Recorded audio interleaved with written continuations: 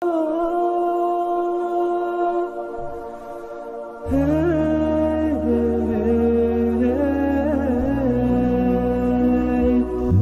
ekutusibwako Chapa General Enterprises Muchikobo Kurafiki Building eduka number 3 abakutusako Prestige Margarine Nala Instant Noodles Lanzo Bathing Soap omusawo ensusu zabo makago Jama Soap sabuni ow'ekitole asinga ensangi zino Toast Detergent sabuni w'obuwunga ayoza n'atukuliza omulwoza lumulwoka ate n'aleka akawuwa akalungi mu ngoye zo olunaku lwonna Rinse Oil butto yekka gw'olina okukozesa okufumba ebyokulya byonna anti tali mu masavu galeeta mugejjo kasuku tiri Chapa Mandashi Chapa Glycerin n'ekibiriti kya Solio. Assalamu alaikum wa rahmatullahi wa barakatuh. Alhamdulillah. Wassalatu wassalamu ala rasulillah sallallahu alaihi wasallam wa ala alihi wa sahbihi wa man walahu amma ba'd.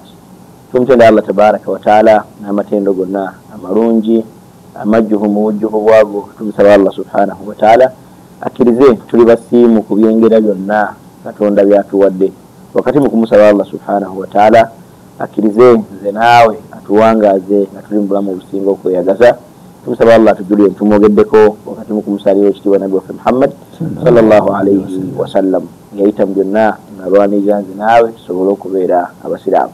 Mu kifaananyi ekyo njagala okutandika naawe okwebaza kubanga wakkiriza tubeera ffenna mu puroguramu eno ya Daaku obudde buno obw'okumakya nogaa nti bisimillah kanzuukuke ne bannange aba Delta twongere okusomagana. Nakugamba engombo yaffe wano egamba Delta TV tukole akagamba ako tukole kakulu nnyo kubanga kategeeza kino kituli mu kolo olwaleero tetukeera bwetti okulaba nga tukuweereza naawe gy'oli eyo oyongere ku kyobadde omanyi oba wejjukanye ekyo kyobadde omanyi nalaga nti oli wakati w'ebintu bibiri okubanga kyomanyi bakikujjukiza oba okubanga obadde tolina kyotamanyi ne bakikuyigiriza. Epuroguramu eno Daaku wamu ne banafa ba Chapa General Enterprises Uganda Limited mu kikuubaawo wali amaka gaabwe amakulu webasinkanwa naye ate ogenda waawo ng'oyagala kugula bingi njagala nnyo okuwewulira kubanga tolina kikutwala mu kikungu oyagala kugula Prestige yekka mukebe gumu ogwo nno osobola ogenda mu dduuka erikuliraanye mu supamaketi ekuliraanye ne bagukuwa kuba buli wamu banafa bacapa baatuuka dda baasaasaana dda Uganda yonna genda ku dduuka erikuliraanye awo obagambe njagalayo Prestige Margarine bajja kumukuwa genda ku dduuka erikuliraanye awo bagambe njagala sabuni wa Jama bamulinera bajja mukuwa nona bayagala muti mweru bajja gukuwa nona yagala cream bajja mukuwa genda bagambe njagala sabuni wa Lanzo supamaketi ekuliraanye dduuka erikuliraanye mwali bajja mukuwa banafa bacapa bamutuusa katale wano ate mwaboze engoye bw'oba oyagala okukunya olugoye tukulire mu lukunya lumu nga tokalubiriziddwa nnyo tulina sabuni waffe obuwunga owa Toosi kale byonna banafa bacapa bakwetegereza ne bagaa nti tukwagala oli mulamu era bbe engombo yabwe gamba ntuguza mulamu bakwagala olwangala obulamu nga bulungi ensonga lwaki ab'ebyobulamu bwe beetegereza products zo ne bagaa nti kyasinze ne batukubiriza okuba nga tuzikozesa kale nange we nkusabira okozesa ennyo products z'abanafa abacapa zijja kukuyambako ayagala okugula mu bungi gwe bwe twagala okujja mu kikuubo kubanga bw'ojja mu kikuubo tukuweera ku bbeeyi ng'eriko wansi ddala kubanga tumanyi naawe gy'ogenda ogenda kusuubuza ate era nitukolera ekyenjawulo buli lw'ogula mu bungi ennyo tukuyambako nobikutambuliza ne tubituusiza ddala awo wennyini w'okolera singa oba ng'oguze mu bungi bw'otagendayo n'ogula akamu obusatu nogaa nti yaŋŋambye mujja kubintambuliza wali tubikutambuliza ng'oguze bingi ddala kale mmwe aba wholesale nsaba mujje ddala mu kikuubo awo tujja batwaliramu ebbeeyi tulabe nammwe muyitawo mutya ate products zaffe ennungi abantu bazettanira mmanyi omuzituusa amaduuka gammwe nammwe mujulira zifuluma mangu zitambula bwe mbasabira mujje mu kikuubo abaagala okugula mu bungi ate abatagenda kugula mu bungi edduuka erikuliraanye tolisukka agendawo bagambe njagala bajja bikuwa inshallah byonna babirina n'olwaleero nziguse ne mukadde wange sheekhe waffe sheekhe Abdallah Bakasambe naye mmanyi eyo gy'oli naawe wamulabye dda era weesunzedde ebigambo byagenda okutugamba naye njagala kusaba nga sheekhe sinaba mukuwa osooka ofune akakalaamu ofune n'olupapula ebigambo sheekhe byagenda okwogera bikulu ddala nsaba bireme kuyita mu buyisibo otyo wabula funako wonootinga baatuyigiriza basheekhe bano ne baali batusomesa ne batugamba nti makutiba karra wa ma hufidha farra buli byowandiise ebyo bitera okulwawo naye ate byokutte dakiika budakiika omuntu aba abeerabidde kale njagala okusaba obutafiirwa oyongere okubanga ofuna akakalaamu n'olupapula owandiike naye okutataganya ebingi ebikendeeze osobole okuwuliriza ebigambo bya mukadde waffe mkabla ya Sheikh Abdullah. Assalamu alaykum wa rahmatullahi wa barakatuh. Senso kula ba Sheikh. Nange senso nange. Kwa katondo mulungi akutuwangali. Amin ya rabbi. Ngaza kusaba Sheikh mulungi ona atulaba. Yegomba okuwulira ku ddoboozi lyo. Nsaba okkirize sebo tuwulizeko ate wetumala sebo tusaba. A'udhu billahi minash shaitani rajim. Bismillahir rahmanir rahim. Alhamdulillah. Wassalatu wassalamu ala rasulillah sallallahu alayhi wa sallama وعلى آله وأصحابه ومن سار بسيره إلى أن يرث الله الأرض ومن عليها. أما بعد السلام عليكم ورحمة الله وبركاته. وعليكم السلام ورحمة الله وبركاته. سيسوق وكبيرا نانجي وبالي الحمد لله. الحمد لله. أنسوي السجاء وكبيرا ونوك التيبي فين النونجي. الحمد لله. وكباكو التفالي دينتيكا كبيرا يا الله. يسير. أتيرا نبذني بكدبانجي بكوانو جانجي بالشيخ.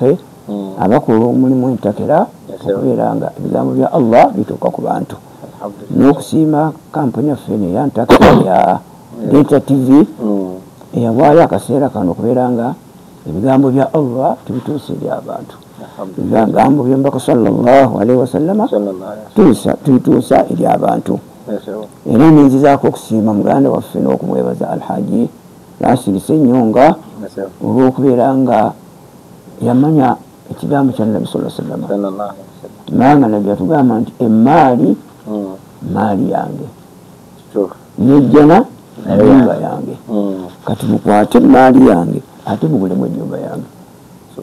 Nabeera nga takoowa buli ssaawa kuzimba mizikiti kuyambaganaku ng'agula ennyumba ya Allah. Tusaba Allah isa abeere ng'okugula kwe kubeera Allah abeere ng'amusasula ebisinga obulungi n'okumusinga ku akhira.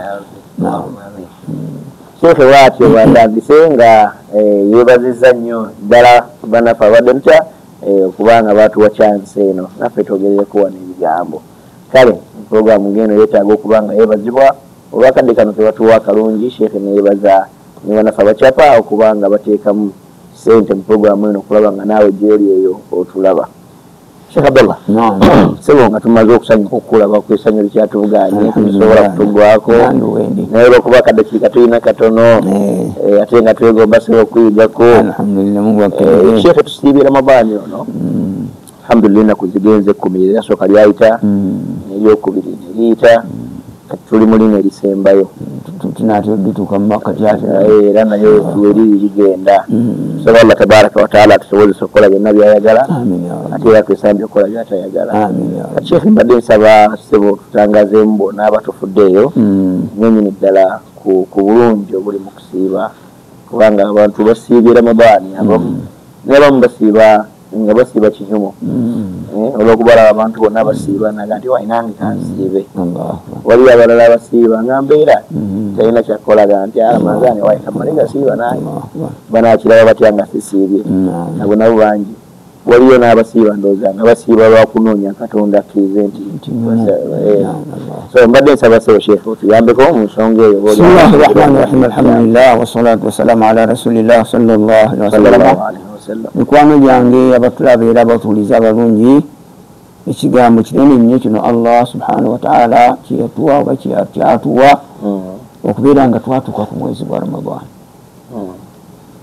Bashekhe baffe babanga batusomesa bakugamba ogendereranga nnyo ebigambo mu bwebeera aya mu wagifulumiza atya bwebeera hadisi nabbi atandisa atya yena hadisi fenna gye tumanyi obulungi fenna nabbi okugamba nti Ramadan okutuuka ku Ramadan just kutuuka so si kusiiba okuva ku Ramadan okutuuka ku Ramadan naye n'abanga bw'oba weenenyeza akusonyiwa ebikulembedde just kutuuka subhanallah olaba nga kigambo kinene kutuuka butuuzi bwoga nti gundi nze olumulabako nga biwedde nga bwoyinza okulaba bw'obeera ng'olina omusawo akujjanjaba ng'olinamu obwesiga nga tonnaba nakuwa ddagala yobeera mukakafu nti kati nkoze mpoje era omuntu mulaba kwatako nga siye okutuuka kwayo kwokka jasi kutuuka era kyokola nti abaatukulembera balungi bagyetegekeranga emyezi 6 basaba Allah Rajab basaba Allah Shaabani basaba Allah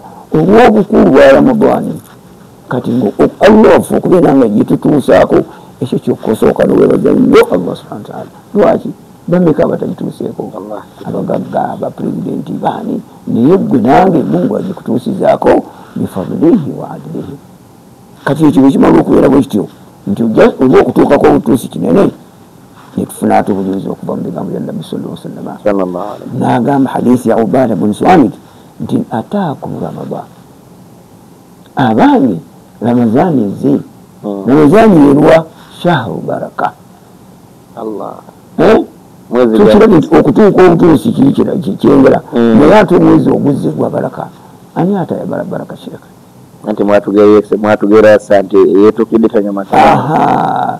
Baraka olaba Mungu wateeka baraka mu baana, Mungu wateeka baraka mu sente, Mungu wateeka baraka mu kifo, Mungu baraka. Era olaba Qur'ani ekitiibwa Mungu ajogerako nti wa hadha kitabun anzalnahu mubarakun.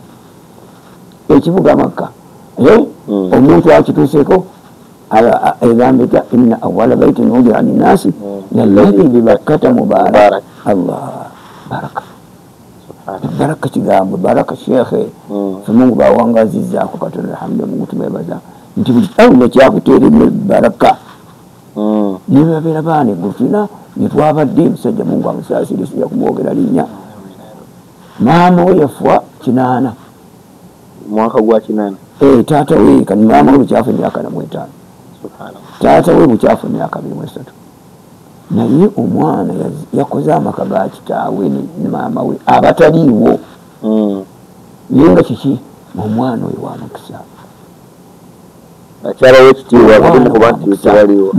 Mungu yateeka omukisa muki omwana oyo. Kati ekigambo baraka kigambo kinene. Nabbi sallallahu alaihi wasallam nayongera okutumirira gubeera gutya yakhshakumullahu fihi yakhshakumullahu fihi. Mwezi guno ogw'ekitiibwa ogwa Ramadani Mungu subhanahu wa ta'ala atukola ki atubikirira netubeera nga tufuna sitira tulina ekisiikirize si ekyo kyokka وينزل فيه البركة وينزل فيه الرحمة. Mungu nasokola ki nokusasira awamu nokubeera okusasira kwa Allah ahata bikulli shay'in ilma. Mungu okusasira kwa Allah kwabona kuli kintu kyonna naye ate okusasira okukamala Ramadani kubeera kunene. Era olaba wano twatandikanga omusana gwaka Mungu n'abeera nga teyasoose kutonnyesa nkuba naye n'akendeza omusana.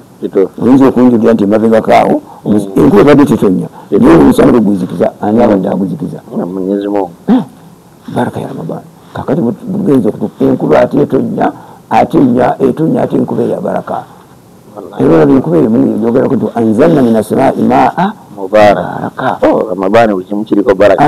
Era olaba bangamba olumu nali ku hijja eyo ng'enkuba yansanga okukaaba abawala naawe wabeerayo n'olaba enkuba nga tetera kutonnya naye enkuba ebwatonnya abantu balina buli muntu n'afuma ebweru. Enkuba emukube foni tweggama neegame lwaki mubaaraka. Kati nno mwezi gwa Ramadani guno nekibeera nga kinene nnyo ate era obukulu bwagwo nabbi n'agamba hadiisi ya Ubaada bun Swamit Mungu subhanahu wa ta'ala wayakhuttu fihi alkhataaya. Mungu subhanahu wa ta'ala n'atusangulako ebisobyo abantu munange nga tulibasobya mu maaso ga Allah Sheikh okugjako Mungu abasaasire abantu tulibasobya Allah tumusobya ekiro tumusobya emisana tumusobya mu bigambo tumusobya mu bikolwa naye olw'okubeera nga Allah subhanahu wa ta'ala mwezi gwe bwaba nga amuleese Mungu n'atuggyako ebisobyo n'aleeta n'ekinene ate ekirala yastajibu fihi du'a.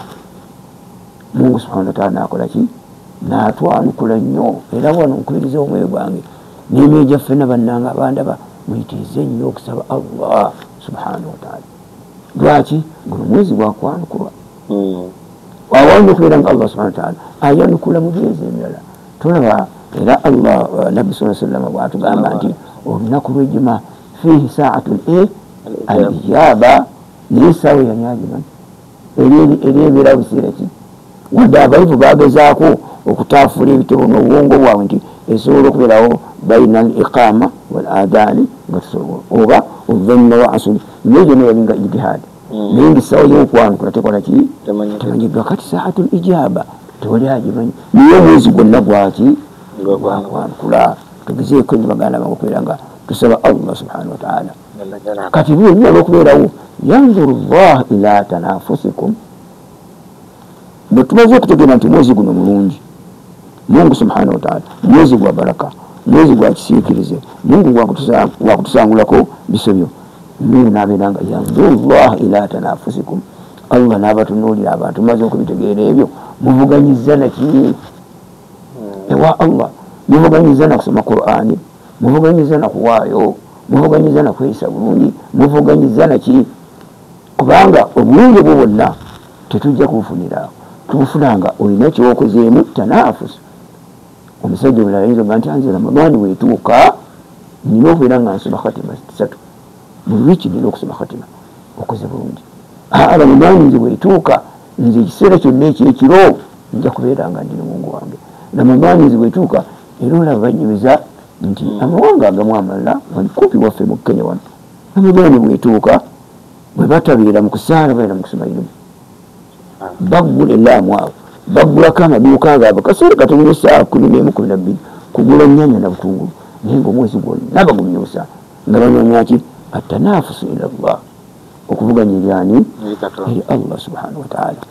Nabbi nayengalako ekigambo ekinene, Mungu subhanahu wa ta'ala bw'amala okututunuulira nga tumaze okuvuganya, wayubahi bikum malaika, Mungu nayeyagalira ku malaika ze. Abange mwali mugamba nti atajalu fiha, ogenda okuteeka mu nsi abantu abanatta, abantu abanayiwa emisaayi, abanakola kino abanakino, naye tunuulira abaddu bange, musajja ebyokulya mu furiiji mwebiri, amazzi weegali, embeera eya halaali tagikuteeko, ebintu byonna abyerekereza. Mungu naga nti olabye banabaga nti inni alamu ma la taalamuun. Kale nno omwezi guno baganda bange tubeere nga tugezaako okubeera nga tuvuganyiza tutya, kubanga Mungu atweyagaleko emalayika naye atweyagalireko ng'ozinze emikono. Olaba n'omuganda ga nti balemeera nembera okwotadde Allah omusaba ngenda maanyi okoze eki tusobola kubifuna wazira nga tuwaddeyo okuvuganya. Nabbi n'amaliriza hadisi ya Ubaada n'ekigambo ekinene n'agamba nti ashaqiyu, ashaqiyu olugambo olwafaatira olufukira terulinga Luwarabu, kubanga Luwarabu buli kigambo bw'ogamba kibeera kibuli nga kigenda kirinnya amadaala, naye shaqiyu ndowooza sababi man hurima fihi rahmatullahi azza wa jalla. Omwezi gwa Ramadani ogw'omukisa, Mungu mwaleka ekisiikirize, Mungu mwatusangulako, Mungu n'atwanukula amadaala, Mungu n'atunuulira okuvuganya kwaffe. Man hurima fihi rahmatullahi azza wa jalla, nigwo gwako ennaku 30 lumu 23 shekhe nga gwe Mungu takusonyiye, nga mu hadisi endala Nabbi ennaku Mungu alina emitwalo n'emitwalo Mungu gyata okuva mu muliro. Kati ate olunaku luli olusembayo Mungu atusaasire tutuukeko, addamu n'akubisa okuva ku okutuuka ku 3, naye omwezi ne guggwako nga oli minal mahrumiina. Mungu gwannye tunuulya muganda wange, omukisa guliridda wa ogunaatuuka ate ku okusiiba okwa 2026, kubanga ffenna wama tadri nafsun maadha taksibu ghadan, tiwali amanyi. Era kyova olabanga eyo yali nkola ba ashabu rasulillah nga balina olugendo lw'omugaano, manyi ebigambo byabaatukulembera bulungi ebyongera nekwanagana hadisi, kubanga bashabu rasulillah buli baakolanga omulimu gwonna omulungi tebalowoozanga kugoberezaako bulala. N'omuganda naga nti gwe bawalabyoko yani gutu nazaala tumwesunga. Naffe baganda bange abandahalakul agamba ti Allah agamba nti omwezi muki munene naye nga munene yani. Kati omugagga bwakuga nti musajja oyo omulabaawo bazanya nenga omulaba nga omuyoma, naye musajja mugagga teweesika weesika, kubanga oli omugagga agambye nti mugagga amanyi ekiyitibwa obugagga. Amma gwe nange benyama nti musajja mugagga oli mudala alina ssente bwebayita omugagga mumanyi nolaba mwekyo abantu basinga obungi nalaga nti bwotambula niwanekanguka ne bakuyita omugagga. Mugagga si oyo, akaseera kokwogera ku mugagga asigaeko. Nabbi njala okugira ekigambo nti Mungu subhanahu wa ta'ala yagamba nti guno omwezi aziimu muki munene, ate nga Allah munene. Tutegeera nti oba Allah agaye nti munene tewali kyakwongera ku kirala, omwezi munene ate mubaaraku, naye akizeemu Salman tegukoma ku bunene buli, kubanga eriyo ekintu nga kinene. Kati nawe oli kusenga olyaga nti wajjagala kuweesa oyo ensawo n'obuwunga first number one ate njagala nokuwa mezi bulandi zonna zibeera nsawo eri mezi bulandi kali kawunga otwala ki otwala kawunga byenkana obunene naye ate omuwendo gwaki gwanjawulo kakati naguno omwezi gwa ramadani munene mubarakun okubanga munene fiihi lailatun mulimu ekiro khairun min alfi shahr ekiro kimu ekiro kimu saba 12 nekyenkana emyaka 83 ekiro kimu ekitegeeza nti ekiro omwezi guno baganda bange mwezi gwa kitiibwa nnyo ekiro okubanga mulimu ekiro ekya Laylatul Qadr ekisinga emyezi 10 oba emyaka 83 Nabi sallallahu alaihi wasallam nalinga hadisi abuulira basahaba nti okumanya omwezi munene jaala Allahu siyamahu faribatan tukawulira nnyo baganda bange okusiiba kuno kulaalike tugezaako okwerwaza tugezaako okukola ekigambo kyonna teeka kulaalika oteekwa okusiiba illa ng'olina ensonga ezikugaana ng'eshariya weekala ki ate sheke olinaga nti ansiibye ekitono zinyaza muddiriŋŋano leero nange nkyatandiemu tulyamu munnange awo okumanya nga kinene nga tukyayimiriddeko awo singa osiibuuko kasijja kusoma bigambo muhadisi mubunamu tuvayo okumala ebiseera nti omuntu asiibuuka mu ramadani olunaku lumu bighairi rukhsatin nga tolusiibuukuse ku mbeera ekukkiriza masala bulwadde masala kutambula oli mu mbeera oli mu kanyigo lam yakdiha siyamu dahari wa niswamu 365 teziriwa lunaku lumu ennaku 365 teziriwa lunaku lumu oluliddamu mukyejo nkoze ekyejo ramadani egweko ntandike n'otandika ne showaali mpaka ate ku ramadani bwejja kale oyinza okubuukawo kubanga ekituukanga emyezi kuli teginnaggwa n'oyongerako oluvannyuma kiba tekiriyo lunaku kubanga mwezi okusiiba kiraalika ekyetteeka tebatulaba Allah subhanahu wa ta'ala weyakyogerako aya nti oba olina obuzibu obulwadde linda obulwadde bwoni oddemu okole ki ebbangi lyoteekwa okubeera bannaffe babeera mu mbeera zaabwe era obuzigwamu tewaliwo kigambo kyonna kyogamba nti tojja kusiiba okujjako ogenda okusa nabisobola salanaga nti ate ramadani eno okumanya nga nnene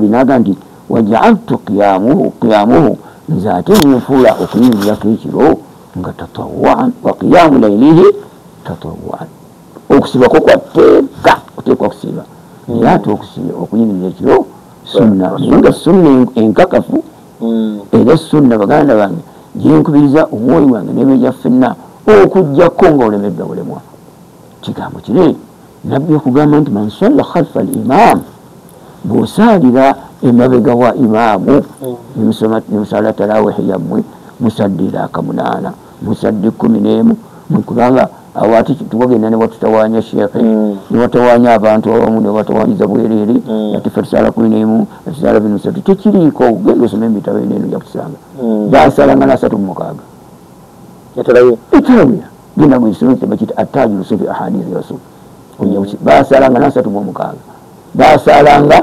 n'enkaaga bamenyaki kusembera Allah era emirimu egisembiza omuntu eri Allah tekiriikoko bwebanyigo tolaba omukyala bwe yali agala nnyo okwagala okusemera eri Allah omukyala omwagenda mu muzikiti asaala asiba omugwa mu muzikiti yabbi atuuka mu muzikiti aga nti bannange uli omugwa gwani nti gwa mukyala fulani lwaki akikola bwatyo ayimirira bwakookuyimirira niyesigama ku mugwa nabbi nakuga nti kola kyokola ki kyosobola amakulu nti emirimu gino egya sunna egya nawaafiri gyo amaanyi go gakola ki gasobola gakufuga kubanga tunoonya kuddeeri Allah subhanahu wa ta'ala kale nekibeera nti okuyimirira ekiro baganda bange kigambo kinene omubeera nga omuntu asobodde okuyimirira mu mwezi gwa ramadani awo nno mulungi atulaba njagala nange okudda gy'oli kubuuze nti ramadani agenderera naye oyimirirako kyenkana kyekiro tuli mu nnaku 10 ezisembayo sheekh atukubiriza okubanga tuyimirirako ekiro njagala okusaba nno munnange Ramadani alime kuyita buyisi bwatyo naye ennaku ebiro bino ebikumi ebisembayo tebyandisaanye ate kubanga olagajjala. Nsaba tutandike leero oba tunala kutandika bw'oba wadde watandika tunyiikire bunyiikiza okutandika n'ekiro ky'olwaleero twongeremu amaanyi ag'enjawulo okulaba nga twongera okusembera eri Allah subhanahu wa ta'ala kubanga nabbi nga sheekhe bw'atusomedde yali nti bannange ate okuyimirira ekiro tatawwa kirungi okufa obufi twetanira okuyimirirako ekiro oba oli awo twongere okusembera eri Katonda n'okwongera okwenyagira akalungi akali mu kuyimirirako okwo ekiro. So sheekhe nkomyewo gyo. Naam, nga tugenda mu maaso sebo abampuliza abalungi Nabbi sallallahu alaihi wasallam hadithi ya Salmani n'atubuulira kigambo ate ekinene nti man taqarraba fihi bi khaslatin min alkhairi. Mu mwezi gwa Ramadani okumanya nga munene omuntu asembeera eri Allah omulimu guno omuntu gwakola ogwa sunna gwonna kana kaman adda faridatan. bw'osala subuhi bw'osala qabliya subuhi ya Ramadani gyetumanyi nti nnungi nnyo yaga nti eyo omuntu gwagisala n'asala esubuhi Mungu abamuwadde aduniya wama fiha. kakati bw'osala esubuhi lakabbiri n'ozimala qabliya subuhi ate n'obeera nga osadde naki n'esubuhi Mungu subhanahu wa ta'ala empeera ennene nnyo ya subuhi ya fardwa n'abeera nga ne sunna Mungu agikuwadde nga fardwa ey'emyezi giri emiki emirala egitali gya Ramadani. naye ng'ekyo kyate lwaki gwa bulungi wa Ramadani. tunuulira ekiddako ekinene ku Ramadani nti man adda fihi faridatan obuti bw'asaala salimu ya fardwa mu mwezi gwa Ramadani kana kaman adda 70 faridatan fima siwahu. n'osala subuhi lakabbiri Mungu n'akuwandiikira subuhi 7 ez'emyezi emirala. Subhanallah. Subuhi mu Ramadani 7 Maybe actually omala okulya ddaako yagala kudda mu buliri Katonda wakusaala subuhi ate nga sheekh agambye nti no gy'ogenda okusaala subuhi owa Katonda akubalira subuhi emirundi 7. Subhanallah. oba osadde subuhi emirundi 7 singa ogisaalira mwezi gwa Ramadani nina kwesigaddeyo okulaba nga subuhi ezo zibale olabeka ku subuhi ofunamu 7 ate zooli subuhi yokasai zonna sheekh anti akugambye hadithi egambye bilfarda yonna kibale okuva ku subuhi okuva ku dhuhuri okuva ku asuri okuva ku maghribi ku isha kati 7 n'obeera nga olunaku lumu mu Ramadani essala gy'osaala eza fardwa ng'oli mu 10 yauman. Subhanallah. bwino waayo hadithi ya fasi 70 faridatan fima siwahu. kati gwenda okwata ekkalaamu nti olunaku lumu ng'olina 210 kati 210 talimu 30 ojja omusobola okisanga bwekyo sheekh tolina kyojja kugisanga okujjako ng'ojja kukisanga mu mwezi gwa Ramadani. twagambye nti bannange omukisa guno tugukozesa nga sheekh bwagambye nti kubanga ensanvu eyo ate omukisa gwali bw'anaayingira ng'ate tuddayo ku 10 oba tuddayo oba kuzonna muwuga bw'abayagadde naye no Allah nabbi amaze okutuwa obukakafu nti Mungu subhanahu wa ta'ala atuwa nsanvu. omwezi guno shahru sabri wasabru thawabuhu janna kubanga mwezi gwa kugumiikiriza ate okugumiriza empeera yako ki jana innama yuwaffa sabiruna ajrahum bighayri hisab. ogumiikiriza tokola nti ye ibada esembayo obunene sheekha wange lwaki mpanvu eri muabbad si muakkad kwelaga nti gumiikiriza kutuusa ddi nekibeera nti Mungu subhanahu yagamba nti ono yagumye kubanga obeera kulibwa neri kufumita subira obutaheri kusabaga nti gumiikiriza ofune ekirungi obeera kuzibu tosobola kufuna kirungi wazira ngo bise kuki mwezi wa Ramadani mwezi gwa kugumiikiriza. Nabbi sallallahu alaihi wasallam n'agamba nti omwezi shahrul muwasati mwezi gwa kuyisa bulungi. baganda bange abasiraamu n'abatali ate mmwe abasiraamu mulina okuyisa obulungi ennyo abantu Ramadani muteekewo enjawulo oli atugenda okuga nti Ramadani nga nnungi n'abatali babeere nga bajeesunga etuuka ddi. barakallah. era olaba olwoku Ramadani omusajja ni bw'abanga omusajja gw'okyokoza yasiiyo mulanga ki nabbi Yesu yatugamba nti oli bwakukyokooza ogamba otya nasiibye obwo bwonna bukulu bwaki bwa Ramadani.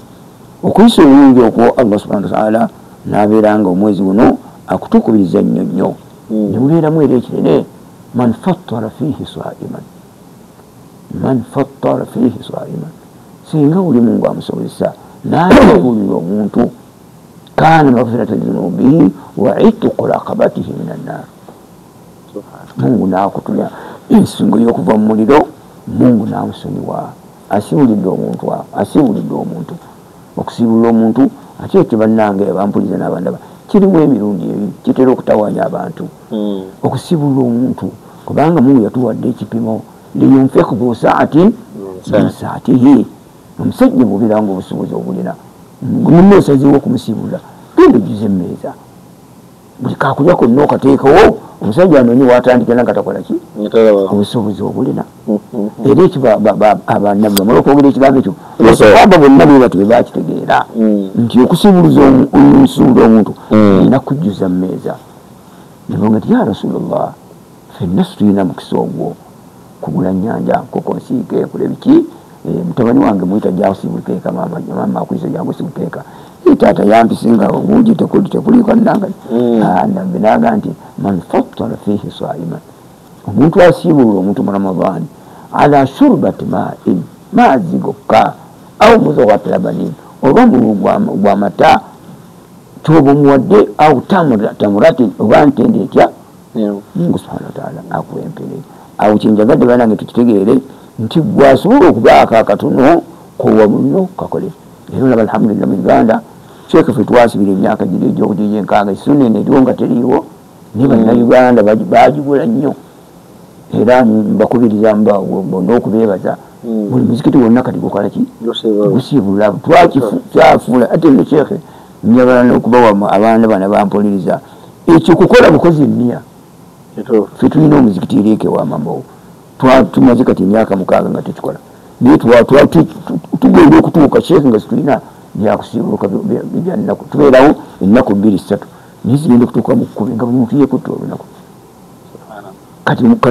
Kati Ramadani bwe yeeyongerayo tulina n'ebyokusiibula mu Shawwal balugyalo khayiri gye bakole gyebadde ate n'abakyala olinga aga nti anze olunaku lukutte kati no mwekyo nga ffenna tuba tunoonya ki kusiima kwa Allah asobola okugula entende.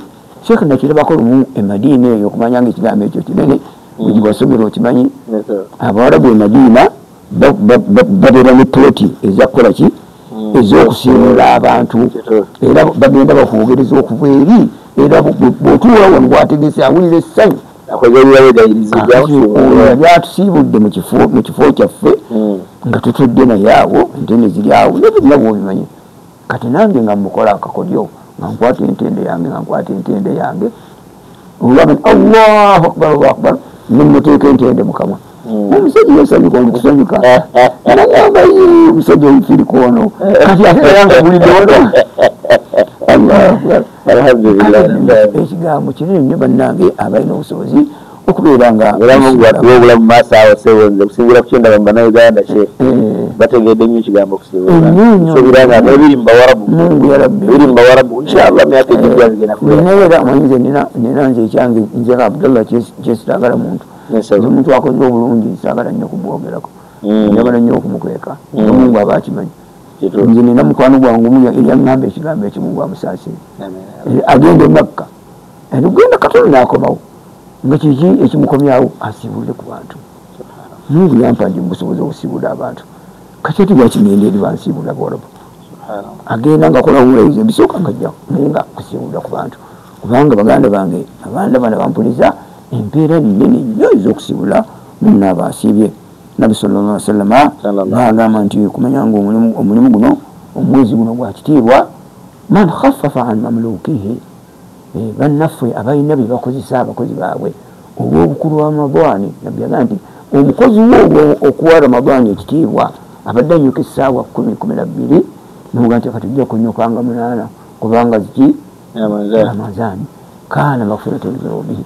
Mungu subhanahu wa ta'ala n'amusonyiwa n'amutana ensingo y'okuva mu muliro kubanga bwe mba mbadde n'abakozi ku dduuka oba abakozi wonna ku faamu n'ewalala nga tutera kunyuka ssaawa 2 ez'ekiro Ramadani ono nabbi kyakubiriza mbateekale ku kkumi bulungi nnyo obulungi oteekewo enjawulo oteekewo enjawulo kyani nyo ne mukwano gwa manyawo yalina abapangisa abiri nga tabajjako sente za Ramadani nga tabajjako mu bwamusaasire eyo nga Ramadani bituuka omwezi gwa Ramadani basulira bwere kirungi baganda bange banda banambozindagirira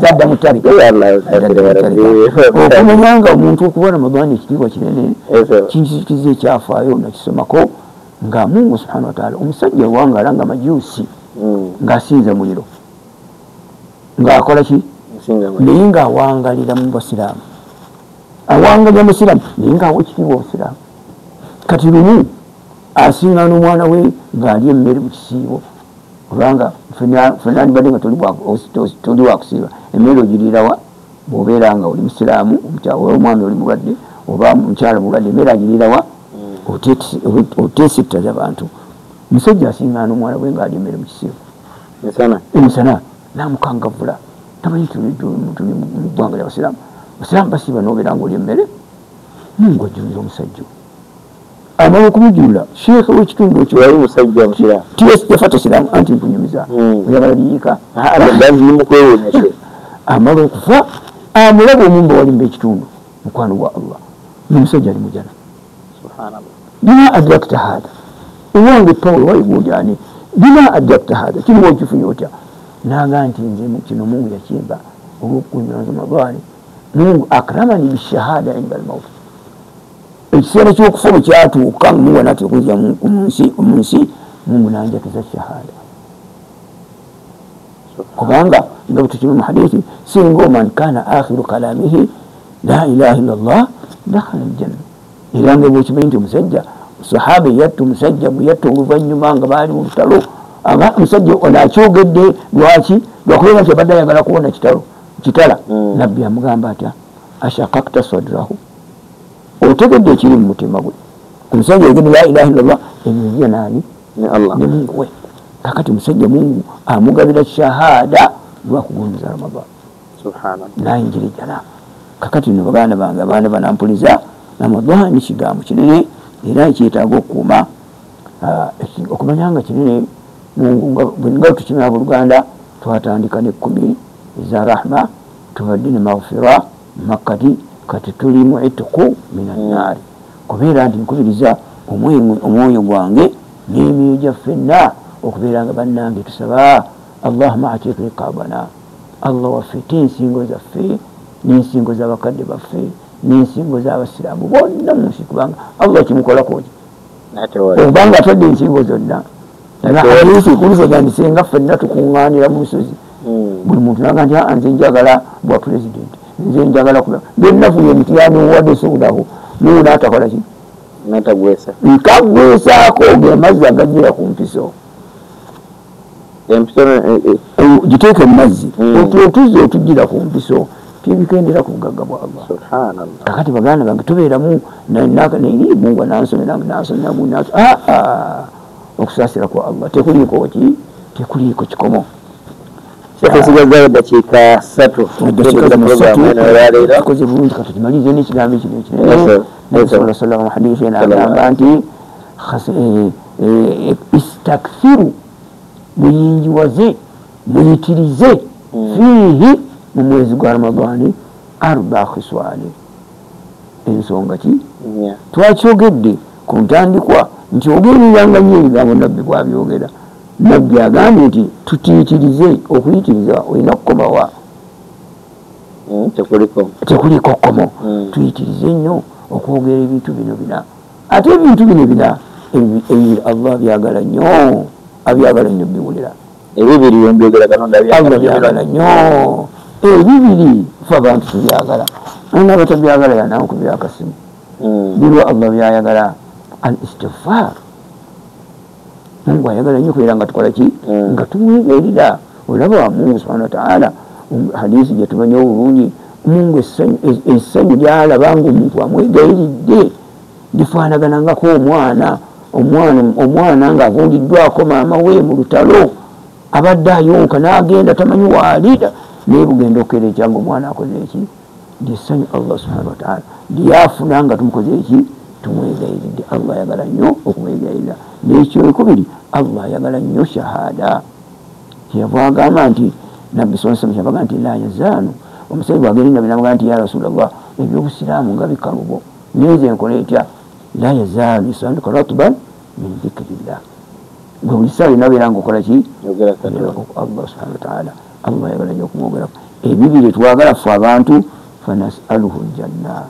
Allah tumusaba atuwe ki ejjana. Ejjana nabbi sallallahu alaihi wasallam yagamba nti nange sirina mirimu giri nnyingi za jjana khairu khalqillah. Eyavuuna n'asiba n'akola ate n'asala n'azimbamu talina mirimu. Mungu agenda kukola ki illa an yataghammanani rabbi birahmati. Mungu agenda kumukola ki kumuddiramu. Omuganda kyaga nti olaba embwa egoba ow'ekiwempe lwalina eddiba bw'abanga khairu khalqillah talina mirimu. Ekitegeeza ffe tukola emirimu awalan ate ne tukola ki ne tusaba Allah agikkirize ate ne tusaba Mungu aluwonye omuliro. Akasemberayo ddala bannange nkola amalwani eno okukubiriza nti ekkumi lino bannange tuyitirize nnyo okusoma Lailatul Qadiri. Tuyitirize nnyo okusaba kubanga Aisha maama wabakkiriza nabbi amubuuza nti nnaku zino ezisembyeyo nkole ki kyemba nsinga. Amugamba nti yitiriza nnyo okusaba naddala nkugamba Allahumma innaka afuwun. Allah wange oli muki oli musonyiye. Tukuyita nno okusonyiwa nagwendaga nti Oluganda owaffe dufunda naye kiyitibwa afu ku katono kenkimanyiiko si kusonyiwa. Afuwun Allah yakola ki asangulawo. Tolaba nti omuntu maliwayo gundi nkusonyiye naye munange sisobola kweraba ekyo nkoze. Shufta zai ni Allah yakola ki ayira barakallah kwisi wokwera nti yafuwun Allah asangulirawo ddala nobeera ng'olinga bw'okoze eki era nga mu ekisemberayo ddala tolaba nabbi yavuga nti man qaama Lailatal Qadiri bw'oba oyimidde ekiro okusaba Allah imanan wa ihtisaban Allah nakusubira mpera Mungu abeera nga akusonyiwa byonna ebyakulembera.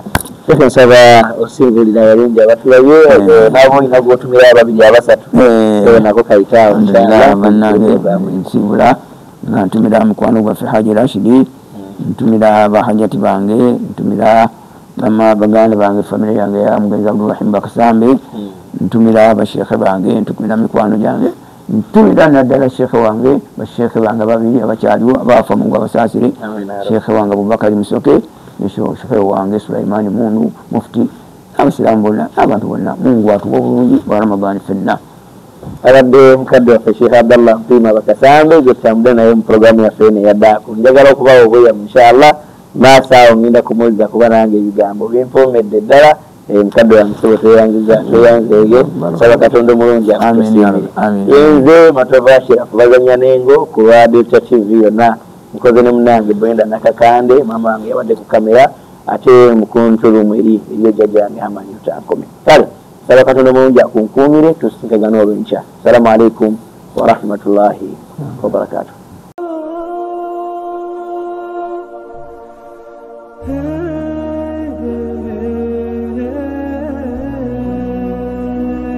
Daku ekutusibwako. Chapa General Enterprises mu Kikuubo ku Rafiki Building edduuka namba 3 abakutuusako Prestige Margarine, Nala Instant Noodles, Lanzo Bathing Soap, omusawo w'ensusu z'ab'omu makaago, Jama Soap, sabbuuni ow'ekitole asinga ensangi zino, Toast Detergent, sabbuuni w'obuwunga ayoza n'atukulizaawo mu lwoza lumu lwokka, ate n'aleka akawoowo akalungi mu ngoye zo olunaku lwonna. Rinse Oil butto yekka gw'olina okukozesa okufumba ebyokulya byonna, anti tali mu masavu galeeta mugejjo, kasuku tiri, chapa mandasi, chapa glycerin, n'ekibiriti kya Solio.